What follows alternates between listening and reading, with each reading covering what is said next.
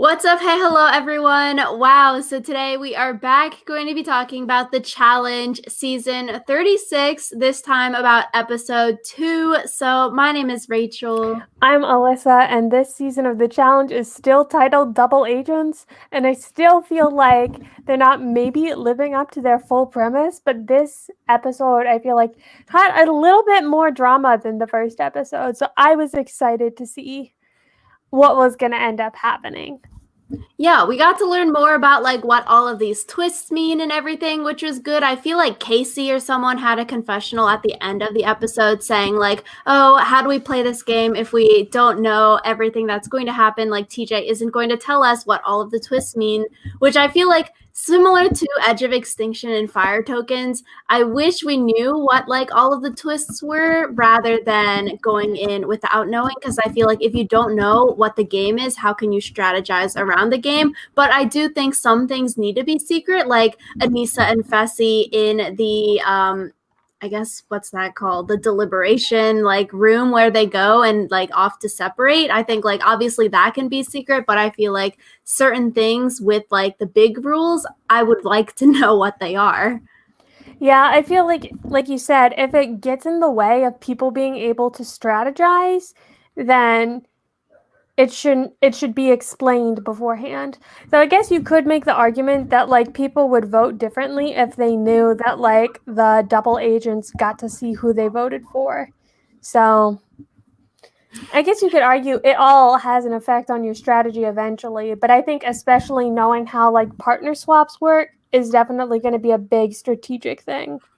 Yeah, which I guess, we learned about it in the second episode, so it's better than like fire tokens that just randomly switched how many are worth what in the merge. So at least, like, it's a second episode. Everyone has a partner by the end of this episode. So going into the third episode, everyone is partnered up.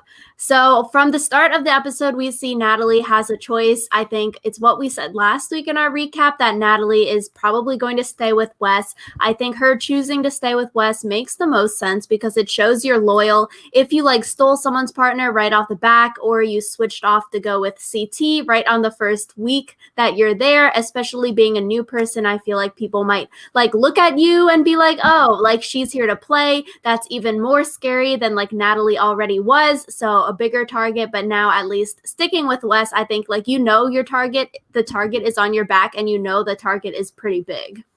Yeah, I feel like switching from West to CT would have been like out of the frying pan into the fire for Natalie.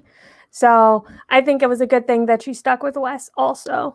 But that left CT as the rogue agent. He doesn't have a partner, and so he doesn't get to compete in the, what do they call their challenges? The daily challenge, but now I think the daily challenges are called missions, and so like they're changing the names to make it all like spy, agenty. And yeah, I think Natalie, if she did switch in the first episode, I feel like it would be too early because like we were just saying, you don't really know the rules. So like we said last week also, if she switched to CT or stole a partner, like would Wes go home automatically kind of thing? And I think, I don't know, your partner really doesn't matter besides the daily challenges, because right now it is all single gender eliminations. It seems like everyone was surprised when TJ announced that like, oh, this is a male elimination, even though people were strategizing like, let me throw Joseph in kind of thing. So it seems sort of weird that everyone was so shocked that it was a male only elimination. So maybe there could be a like both gender elimination coming up, or like a twist, which I guess that could be something to strategize around. But it seems like they don't think, or they don't know that it's going to go back to back like opposite gender each week, which is odd because I feel like that's what you would presume. Yeah, I feel like I would assume it would just switch back and forth. So I'm not sure why they were so shocked that it was a male elimination, but good for them, I guess. Yeah, another question that I had, because CT did get to sit out of the daily challenge, I wonder if he would still be up for elimination. They didn't really specify it, but I would presume that means that he's safe for the week because no one wanted to throw him in. We didn't hear anyone talking about throwing him in for the elimination. So I guess, it was like up to our interpretation that he was safe for the week, but I would have liked to hear TJ say it.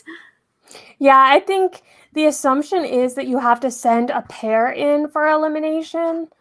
But I wish that was like spelled out. So Yeah, so this daily challenge is called Ice Spy. It's another like freezing cold glacier water challenge, and you have to go and get these ice blocks, and then you get this kill pill, and then you put the pill in other people's stations, and once that person or the pair gets 3 kill pills, then they're out of the challenge. And I thought, this was a good challenge idea. I feel like it's sort of like those Survivor trivia games where like everyone gets asked questions in private, and then in public you have to write down the name of the person that you think got the most votes. So like who's most likely to those games. And so I like that because I think, it shows where the lines are drawn, especially episode 2. It causes drama, and, we like that spicy drama. So I liked the idea of the challenge.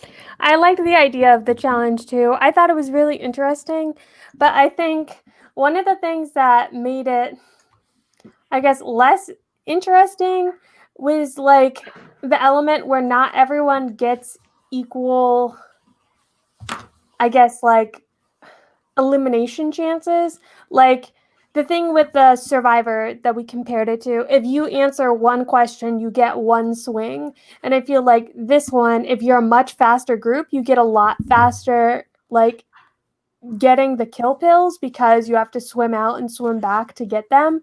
And so I guess to me that puts a lot more emphasis on like physical prowess, which was interesting, but also not really something I like, I guess. Yeah, I feel like, the challenge is there on paper. I think it makes a lot of sense and it would cause a lot of drama, but I think in reality how this challenge played out sort of was like crappy in a way that like after all of the people, Wes and Natalie, all the people that weren't in alliances got picked off, then like everyone was just standing around not doing anything, or like they didn't want to step on people's toes. They didn't want to put the pill in someone's station when like those people were standing right at the station. So I feel like that sort of eliminates all of the drama if people are too scared to like make a move and like backstab someone right in front of their face, which does make sense because obviously you don't want to do that for your social game. So I feel like a way maybe to change this challenge would be like you're saying in the Survivor challenge, where like if you get the answer right, or like if you get the pill, like people have to go one at a time, and then like it goes in rounds. And so if you don't get it done, then like you don't get to put a pill in because I don't know. It seems like once you're ganged up on, you're out super easily. But at least with the Survivor challenge like this, when you cut the ropes, it's like if you don't get the question right, then you don't get to like cut a rope, and then the person might be safer, Yeah, and I think that's kind of what we saw playing out because Natalie and Wes were the team that was eliminated first, because it's basically like the first 3 teams that all got their kill pills out of the ice all targeted Natalie and Wes, but then we never saw anyone target Alyssa and Fessy because they were just too scared to do it, because they thought that Alyssa and Fessy were like the ones to be afraid of, I guess. And they said that it was like, oh, Alyssa and Fessy just have great social games. And it's like, not really. Like, I didn't hear anyone say, oh, I don't want to target Alyssa and Fessy because they're my ally. It was all just, I don't want to be the first one to put a kill pill into their station. And so I thought that was interesting because if one person had started it, I feel like Alyssa and Fessy would have been out pretty quickly. Yeah, I feel like, they do have numbers and they are a strong team because like they have the whole Big Brother alliance, Corey, Nelson, all of them. So I feel like, they are very well insulated in that regards, but also people probably don't want to keep letting them win all the time, which is another problem. Like you just let them win this challenge kind of thing. And I feel like it was interesting because in like the after show challenge thing on YouTube, Alyssa and Fessy did say that since they won the last daily challenge, that they get to decide the placement of the people on the polls for this challenge. So they were saying their strategy was that they put all of the people that they like weren't close with, weren't aligned with, weren't friends with on like the outer polls, and then they insulated themselves in the middle and put all of their allies in the middle. So it was like harder to like reach them, to get to them, and like all their friends were next to them, so they wouldn't put their like pills into their poll kind of thing. So I thought that was really interesting. And also like they were saying that they just stopped like doing the challenge halfway through because it made more sense for them to just like work really slow, stand right at their station, because people are less likely to put the pill in your pole right when you're standing at the station. So I feel like that, you know, like we were saying, the challenge, it makes sense in on paper, but I think in reality, like something needs to change, because then it just sort of pushes people to just do nothing and stand at their pole to prevent people from putting pills in their pole. And then you just like, hopefully, you know, the cards fall in your favor. Yeah, and it's like there was one point where literally no one was out doing things. They were all just standing around talking about the strategy of what was going to happen next. So like that was kind of lame. Yeah, so they let Alyssa and Fessy win again. So, you know, like, good for them. Some people had confessionals saying, like, oh, let's just let them win so they can get more blood on their hands. But then I wasn't really sure about that comment, because I feel like we didn't really necessarily see other people mad at Alyssa and Fessy for the first move that they made, because they have so many alliance members. It seemed like, you know, the house was split on this week's vote to vote in a vet or vote in a rookie, but still a lot of people did vote in the vet. And like, you know, I feel like people aren't necessarily like holding a grudge against you for like winning the daily challenge and then putting the other competitors in. Maybe Kyle is mad at them now, but I feel like CT and Wes were just sort of like, because they don't have any, at least Wes doesn't have any power. Yeah. So it was just, yeah.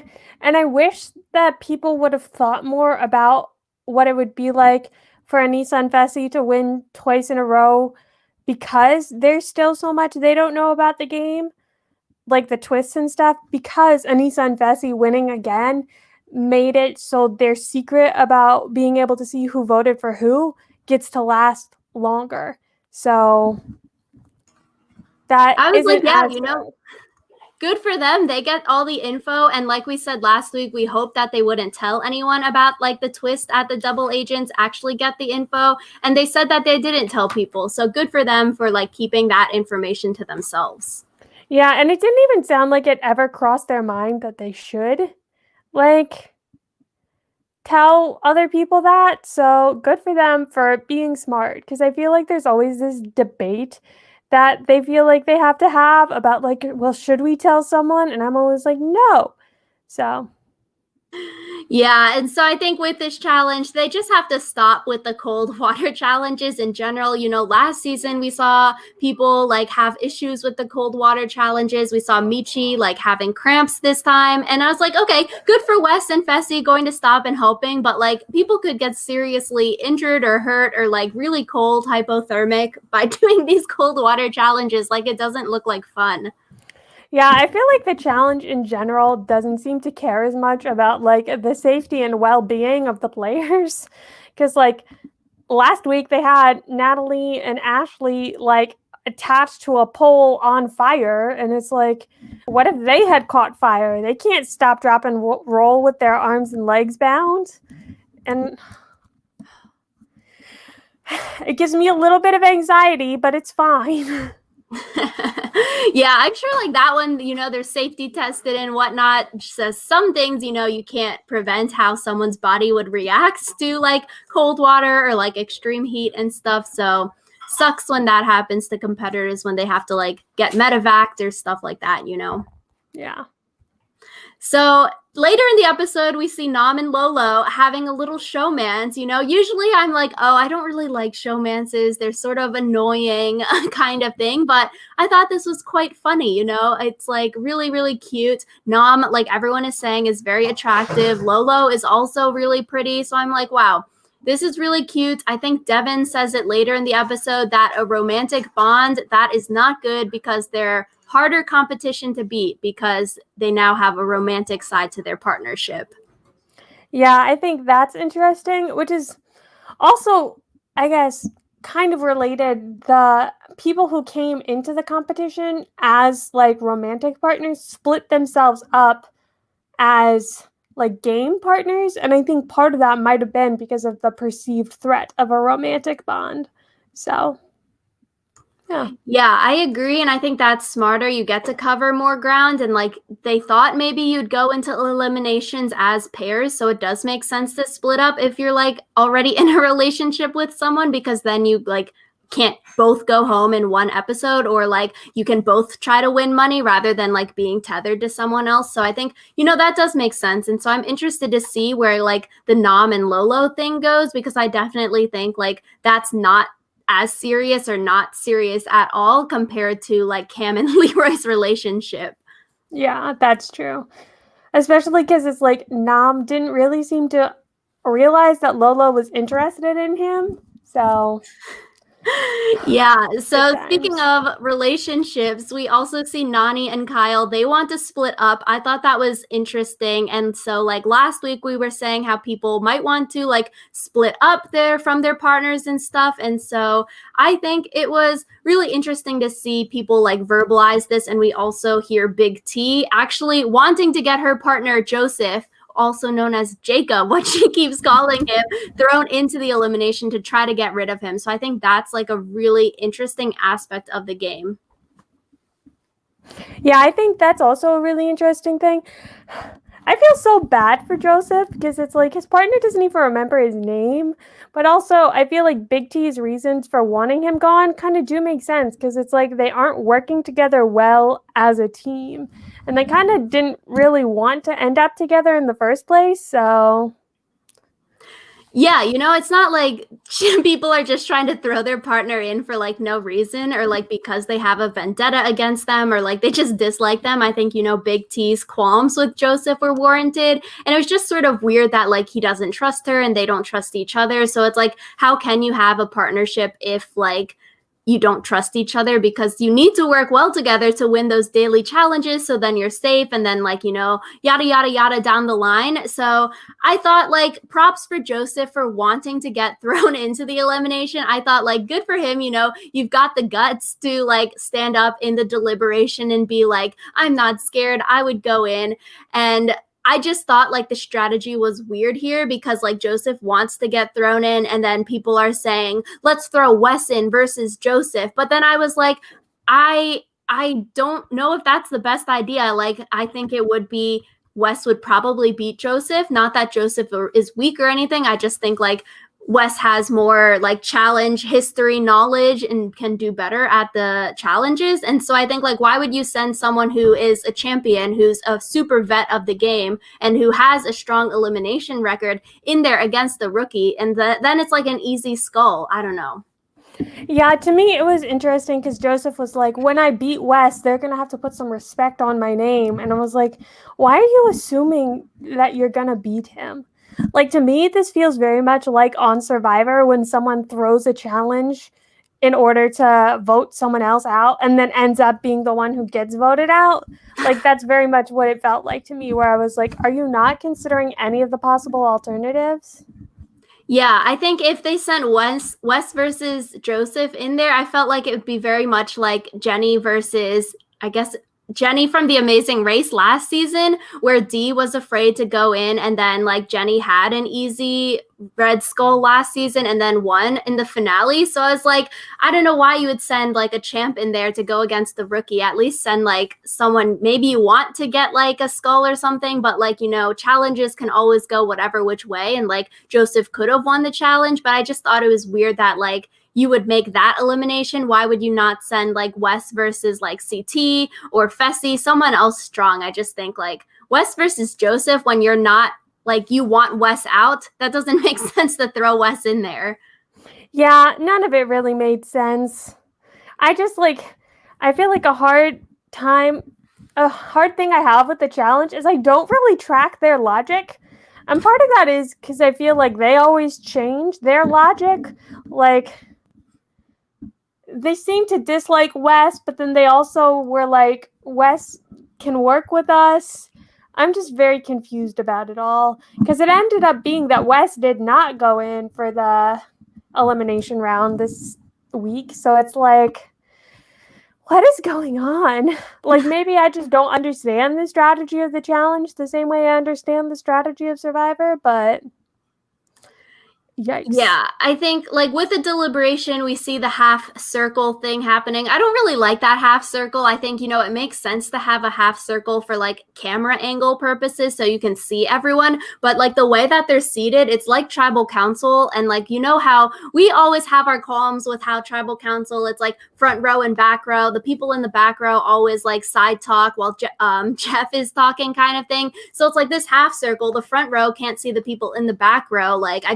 And like if someone behind you is talking, you have to turn around to go and see them. I'm just like, who made this setup? This is so like sucky. At least like make an L shape or something. Then you could put the camera at the corner of the L and like everyone can see each other. It's like this half circle setup. It's like not conducive for like everyone getting a fair chance at talking. But like Joseph calls out Wes. I was like, good for him. I respect the hustle, Joseph, but also a dumb move. I don't know why you want to throw yourself in there against Wes, but that's okay. I think I guess I was a little peeved off by like Wes kept on cutting Joseph off when Joseph was trying to talk. I found that annoying. And like Wes bragging about his net worth, which then I Googled because I was interested. And apparently some articles were saying that Wes's net worth is like $500,000. Apparently he charges $75 for cameos and $25 a month for his Patreon. And I was like, dang, $25 a month for Patreon. That is like sort of expensive, and that adds up. But also like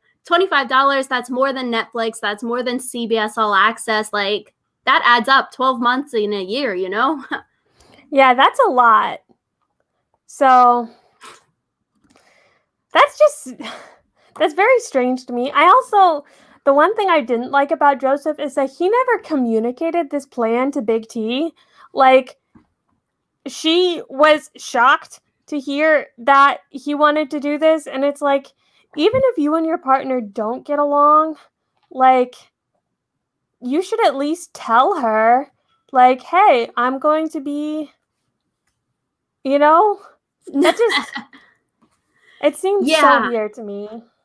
I think that like also goes to show like where Big T's problems are, where they don't have that communication. I was just sort of turned off when Joseph and Big T were talking, and then Joseph says to Big T that she's acting like his ex, and I was like, gaslighting 101. Hate to see it. Yeah, it was just not fun. So yeah, everyone goes in to do their secret vote, and then Kyle comes out and he's lying about his vote. He's saying he voted for Wes to go into the elimination with Alyssa and Fessy and Tori in the room, and it's a secret vote, he says. So like I just thought it was so funny that like he wouldn't suspect or expect like what do they do in that secret room that Fessy and Alyssa go to like after each challenge and after the vote. And in the after show on YouTube, Fessy and Kyle were both like guest appearing in the after show, and they were talking about this. And then Fessy was like to Kyle, like, what did you think we do in there? Like just twiddle our thumbs? So it's just sort of funny, like you were saying, people aren't like suspecting what do the double agents do when they go into the chamber. Yeah, I feel like yeah, that's just so weird to me. And I feel like ultimately because Kyle was the one who lied about this, that is why he was one of the people sent in to the elimination challenge. Because it's like, Kyle is also so proud about lying to people. Like, he comes back in and he's like, oh yeah, I totally voted for so-and-so. I always lie, blah, blah, blah, blah, blah. I know I'm a snake. And I'm like, why are you so proud of this? It was just so funny that like he thought he just pulled off like some super great upset lie to like the double agents, but then it turns around and like bites him in the butt kind of thing. So it's just sort of funny that like no one is expecting or suspecting that like the double agents get some kind of like winner prize because they won the daily challenge. And I think, yeah, smart for Alyssa and Fessy to like not just vote Wes in, because the house, obviously Wes didn't get voted in by the house, so the house doesn't want it. So if Alyssa and Fessy did vote Wes in, they might be pissing off half of the house kind of thing, trying to cut a deal with Wes. Makes sense. And yeah, I just think it makes sense not to throw Wes in because they get to see all of the votes. Yeah, I feel like One of the things is also, I think Fessy was like, we're not going to do the house's dirty work for them, where it's like, he seemed to think that a lot of people in the house do want Wes in, but they don't want to have the pressure of voting him in. So I think that's also an interesting angle to look at it. Like, were people voting Joseph because they thought that Fessy and Anissa would send Wes in again? Just, again, I don't really understand this strategy or lack thereof.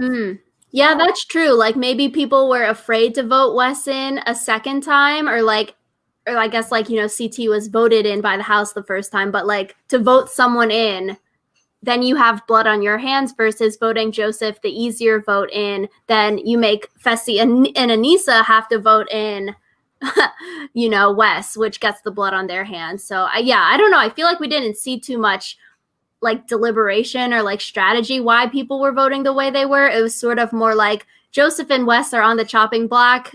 People are going to vote for one of the two. Yeah, and I feel like a lot of people only voted for Joseph because Big T asked them to. And like, I don't know, it was so strange to me because I guess part of it is if you don't come into the challenge knowing a lot about the challenge and people's previous relationships, it gets really confusing. Because, like, I don't know who all Big T is aligned with. I don't know. Like, I honestly don't know half the people on this season. Because I feel like we always complain about this in Survivor, where, like, the first episode, it's so hard to keep track of everyone. And the challenge starts with, like, twice as many people as Survivor. I feel like they always give screen time to, like, the same 4 players. And I was so confused. Yeah, I guess 10 more people than Survivor, 20 to 30. So yeah, just like a lot of people aren't getting a lot of screen time. It does seem like CT, Fessy, Anissa, Joseph, Wes, Big T got all of the screen time this episode. I guess I'm confused. Like, I think I know everyone's names now, but like Gabby doesn't get a lot of screen time. Amber M, Amber B, both Ambers are sort of like MIA right now. I feel like, we only really know the returners. All of the new people are like, who are you? Yeah. So that was just hard because I feel like I didn't understand why a lot of people voted for Joseph over Wes or vice versa. So, yeah. Yeah. So we go to the crater and TJ announces Big T and Joseph got voted in. TJ also says that it's a male elimination. Then everyone is like so shooketh. And I was like, huh, I guess that's sort of weird. But then TJ's like, Fessy, Anissa, do either of you want to come down? But specifically to Fessy, like, yo, are you coming down? And Fessy says, I'm not going down. And then this is a janky looking challenge. And I was like, wait a second. This is literally like a circle field, blank field, no like contraptions, no obstacle course, no puzzle setup, no like secret house or tent or anything to like hide anything, no big things that you have to carry, no ropes down there. Like what else do you think is going to be? Like, granted, they're saying that the ring hula hoop thing that they were fighting with wasn't in the field when TJ was announcing the challenge or asking if Fessy wanted to go down there. But I'm like, I don't know. You see a blank field, it's probably going to be something physical, whether it is like a pole wrestle, not a hall brawl since there is no hall, or like a ring wrestle like we saw with this episode. I'm like, it's literally a blank field. Like, what else could it be? Maybe it's got to be physical. Maybe you were tied like with ropes and you had to run around the like poles that we saw there, but like, I don't know. I feel like Fessy was like playing scared and he like just pretended like he thought it was a janky challenge. But also I'm like, why don't you just throw yourself in? I feel like why don't you just go home early or like going home later before the challenge? I think like, you don't make any money unless like with appearance fees in Survivor, you'd rather just make the merge because then the money that you get for just being on the show and participating goes up. And that might be it. And that's why people are scared to go in early. But I'm like, yo, if you're not going to make any money because you go home second or you go home right before the final, like why not just go home now or like throw yourself in to get a skull now? Sort of like CT last season, just making a move and trying to go against Jay because he thought Jay was an easy win against, which like didn't turn out to be the case, but like why not just like risk it for the biscuit, go in, try to get your skull rather than waste your time there for 2-3 months. But I'm like, maybe it's for appearance fees, and maybe it's for if you stay on the show longer, you get more screen time, which leads to more followers, which leads to more sponsorships and more money. I think you could also make the argument that if you are a challenge vet like Fessy or CT or Wes, if you know some of the challenges get recycled season after season, like why not wait for a challenge that you know and know you can win? So I guess maybe that's why, because there was no information about like what the challenge would be, he didn't want to then like end up with something that he definitely couldn't win. So yeah, I guess so, right? Like then it's like a scared game, but that strategy does make sense. So like he said, if it was a hall brawl, he would go down in there, and like a hall brawl type thing does happen every season. So it would make sense to maybe wait for the challenge that you can win or that you're really good at, or like if you're good at puzzles, wait for a puzzle challenge. But I feel like that's sort of a lot of variables to like risk it, rather than like they were the double agents, you might not get this kind of opportunity again. Because I feel like if I were on the season and you have like big dudes like Fessy who could probably win a final, CT kind of thing, like all these big guys, like I would not want to bring them to the final. So the easiest way that you can do that is to prevent them from going in to get their skull, because if they can't even qualify for the final, like that makes it easier for everyone else. So like if you were in the house with them, if I guess Alyssa and Fessy never won a daily challenge again, or like if they switch partners or whatever, and they were never the double agents, I would just keep them out. Don't let them get voted in. Don't vote them into an elimination to prevent them from getting their red skull, or go and vote them into elimination that Fessy would 100% lose, like a puzzle challenge or something like that. So it's like, I don't know. I feel like it could be a little risky because we don't know how many challenges there are. See, TJ keeps saying that there are only 10 skulls. So like, I don't know why people aren't more like urgent to like get in there and try to fight for the skull. yeah, it just seems like a lot of people are kind of waiting for the field to thin a little bit. And it's like, if people like Fessy and Wes do end up getting eliminated, then maybe that's when people are going to be like, okay, put me in, coach, because they know that they're not going to go against someone who they will definitely lose to. So I feel like it's one of those things where some people aren't going to be thinking about the skull until it's too late. So yeah, which I really hope, like, I really want people to get screwed over like that, because I feel like last season we saw Kyle and Josh wait till the last minute. They were getting like a little bit nervous, like, oh, maybe there's not another challenge, and then we just get purged out of the show. And so I feel like I really wish that they would just have a purge or something, like get rid of these people when they think, and like the people that were playing it safe or like waiting for a specific challenge, just like make it so that that strategy doesn't work, because you might get kicked out tomorrow because of some kind of purge, to like prevent people from waiting for specific challenges to go in, or like playing scared, or like never wanting to get thrown into a challenge. I just, I don't know. I need something to like spice it up in that respect. yeah, and I feel like part of it is like they can't add too many twists at once, and the double agent twist is already kind of a lot. But I would love to see a purge of some kind so that people aren't like just sitting and twiddling their thumbs. That's what they do in those deliberation chambers. So Kyle is so pissed off that he got voted in. He says like, oh, with no warning. He was so mad. Fessy's alliance people were sort of peeved off that Fessy didn't throw in Wes.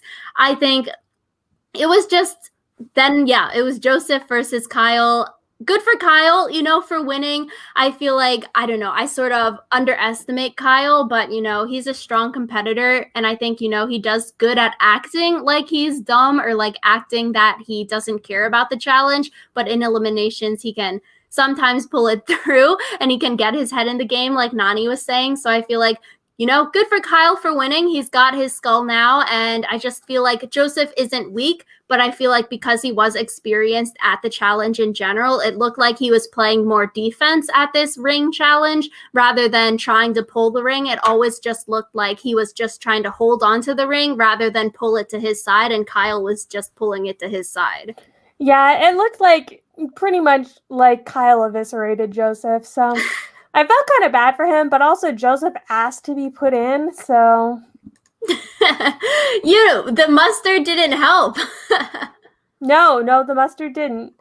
So, and then Yeah, so after, oh yeah, Joseph gets eliminated, so goodbye, Joseph. And they get to pick new partners, so glad it wasn't a cliffhanger this week like we saw last week. So we see Kyle picking Cam.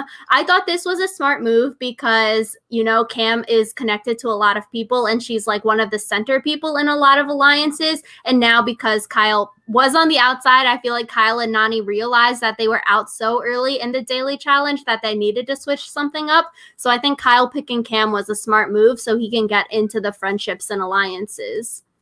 yeah, Kyle picked Cam, and then Big T and CT ended up together.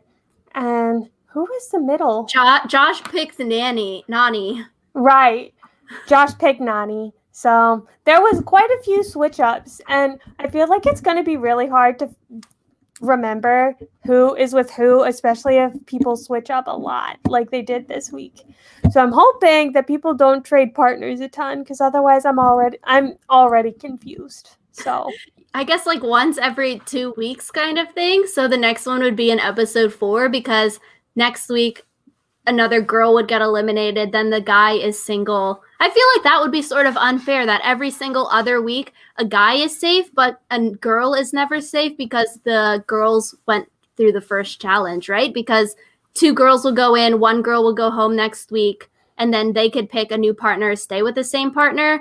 So then they might do like guy or girl guy girl, that way they don't have that problem and keep like flipping.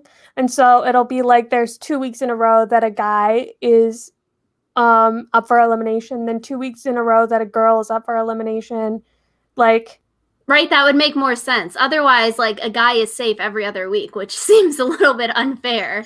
yeah, but who knows, maybe the producers of the challenge didn't think that far ahead. Yo, I really hope not. I swear, if in episode 4 we see that a guy is safe in the daily challenge and they just get to sit out and they're safe for elimination, I'm going to be sort of pissed off. Yeah. Yeah, so a lot of interesting things to come. I'm excited to see how these new partners work together. CT was so freaking excited for Big T, and I was like, dang, where was that excitement for Cam when Cam asked CT to be his partner? Like, CT was literally jumping up and down for Big T, which, like, good for them. Big T got a major upgrade in partner from Joseph to CT, so, like, good for all of these people all around. They, like, seriously upgraded. Yeah, I think everyone is going to be more happy with this arrangement, but I do wonder if that's going to cause some friction now. But yeah, Josh was already pissed off when Cam got taken for like some weird reason. He was like abnormally angry. So I feel like he could have a blow up next week, which is probably going to happen sooner than later because it's Josh. Yeah. So I'm excited to see how this plays out. I'm excited for next week, hopefully someone other than Fessy and Anissa to win the challenge or the mission, so that like the cat's out of the bag about what happens in the deliberation room. So yeah, I do want to see like if they would form some kind of secret alliance of like daily challenge winners and they could like talk with each other and like form secret plans because they are the only groups of people that know what's up with the winners of the daily challenges. So I think that could be interesting strategy. If it's a female week next week, I think, it would be interesting as well to see who gets thrown in. Does Natalie get tossed in again, or do they start targeting other people? I think there's a lot of strong people in the house, and it just, it doesn't make sense to just keep letting people just get their skulls easy peasy. You need to throw 2 strong people in, so then one person has to go home. Yes, I would love that. Just because then also it's good for you. So I guess we'll have to see what happens next week. I'm excited still to be watching the challenge. It's not Survivor, but it's keeping me interested so far. Yeah, Survivor South Africa, I saw they announced the premiere date for their next season. It's like June 3rd or something, June, July. It's in the summer, so their next season is coming out. And That's going to be wild if we somehow have 3 Survivor seasons all airing at the same time. That's going to be so much for us, but it'll be really exciting. So we'll see you guys next week with more about the challenge. And as always, let us know your opinions in the comments below. Bye.